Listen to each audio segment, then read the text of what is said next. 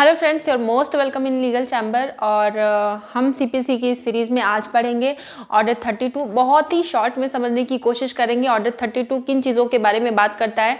सबसे पहले तो ये माइनर के बारे में बात करता है कि बाई माइनर और अगेंस्ट माइनर अगर कोई एक्शन होता है तो उसके वो किसके बिहाफ पे सूट लेके आएगा। और यहाँ पे plus unsound of mind person की भी बात करता है, जो कि अपने बारे में अच्छा या बुरा नहीं सोच सकते, नहीं समझ सकते हैं, तो वो किसके बिहाफ पे आएंगे, उनके गार्जियंस कौन होंगे, उनका सूट में किस तरीके से एडमिशन होगा, कैसे कैसे वो सूट आगे बढ़ेगा, इसके बारे में बहुत ही शॉर्ट में समझेंगे चीज़ों को।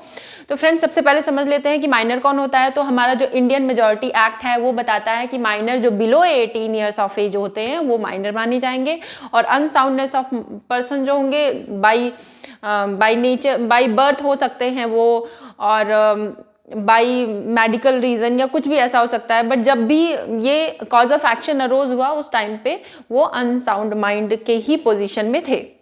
तो फ्रेंड्स, ये समझ लेते हैं यहाँ पे गार्जियन की डेफिनेशन क्या है। गार्जियन दो तरीके के हैं। एक तो नेक्स्ट फ्रेंड है। नेक्स्ट फ्रेंड वो जिसका प्लेंटिफ जो है माइनर है, और गार्जियन एड लिटम वो होगा जिसका डिफेंडेंट जो है वो माइनर है। प्लेंटिफ के केस में नेक्स्ट फ्रेंड बोलेंगे गार्जियन को, और डिफेंडेंट के केस में हम गार्जियन एड लिटम बोलेंगे। तो ये गार्जियन कब तक रहेंगे? ये स्टार्टिंग से लेके, जब से case court of first instance से लेके एग्जीक्यूशन टिल एग्जीक्यूशन तक रहेंगे, अपील, रिवीजन, हर एक चीज़ में, जब तक कि वो खुद से रिटायर नहीं हो जाते हैं या उनको कोर्ट रिमूव नहीं कर देती है। रिमूव किन चीज़ों पे करेगी फ्रेंड्स? कॉमन सेंस वाली बात है। अगर आप ये समझे तो जैसे कि उनका खुद का इंटरेस्ट जो है एडवर्स क्रिएट हो जाता है। माइनर के इंटरेस्ट में ही अपना खुद का इंटरेस्ट भी वो क्रिएट कर लेते हैं।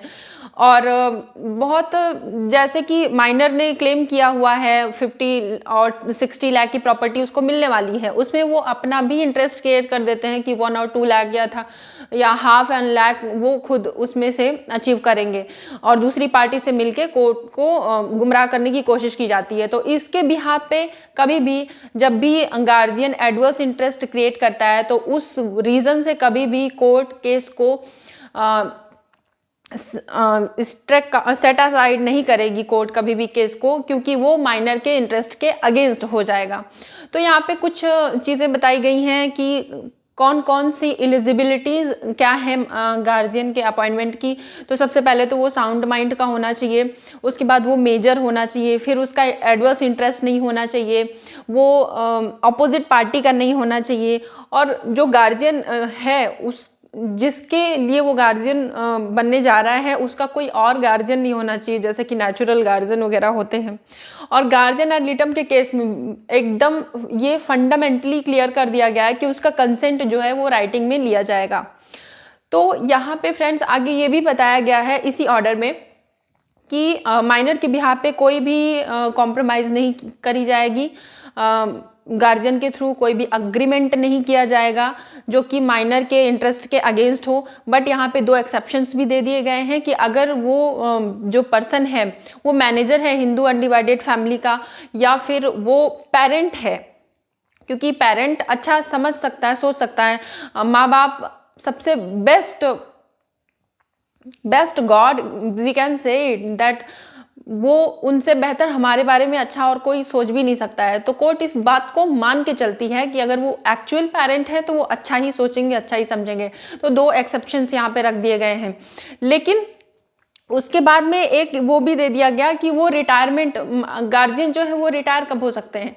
या तो उनको ऐसी कोई इलनेस हो गई है, बीमार हो गए हैं, या फिर कोई ऐसा रीज़न हो गया है जिसकी वजह से कोर्ट नहीं आ सकते हैं, वो अपनी ड्यूटी को डिस्चार्ज नहीं कर पा रहे हैं। तो उन चीज़ों को ध्यान में रखते हुए कोर्ट से वो अपना रिटायरमेंट ले सकते हैं।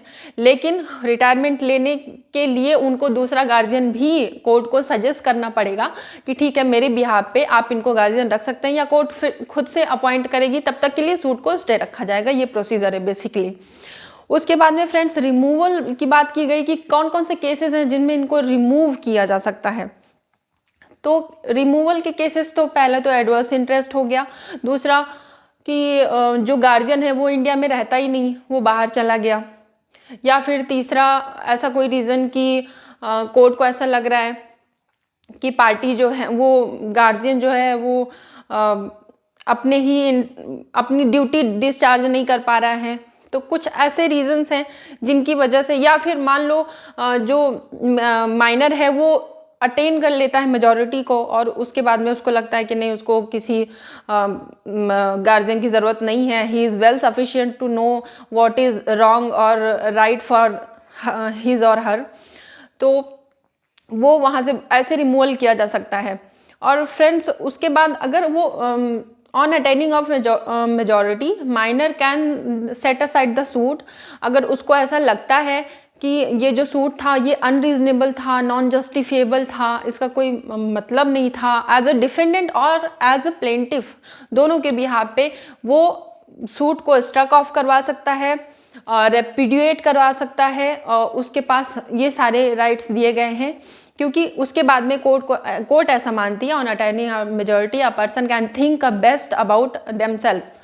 तो ये चीज़ें हो सकती है फ्रेंड्स। होप आपको ये वीडियो हेल्पफुल लगी। एंड लास्ट में मैं आपको बताना भूल गई, लास्ट का जो एक रूल है, रूल 15 है, वो रूल 15 2A को एक्सेप्ट करके जितने भी 1 से लेके रूल 14 तक है, सारे के सारे रूल्स रूल 15 पे भी लागू करेंगे, जो कि ये बताता है कि जो भी लॉज बनाए गए हैं, जो भी राइट्स मिले हैं माइनर को, सेम वही rights unsound mind of person को भी मिलेगा, जब पर्सन ऑफ अनसाउंड माइंड उनको भी मिलेगा, क्योंकि वो भी इसी की कैटेगरी में आते हैं।